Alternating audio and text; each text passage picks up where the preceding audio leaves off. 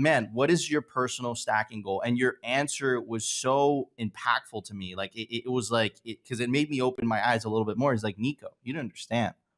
Point one. And I was like, what do you mean point one? Stop being humble. You're like, bro, where we are going, point one is going to be more than enough. What did you mean by that?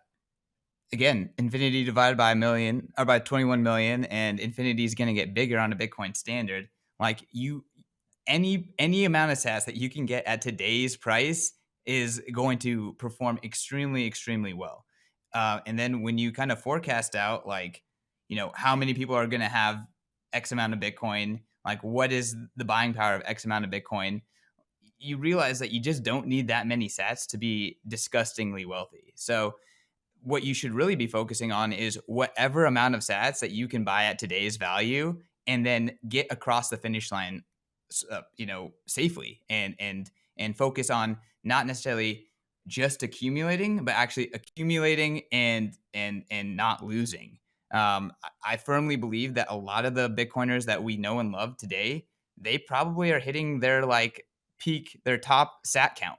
Like their sat count might be going down because they didn't position themselves to survive.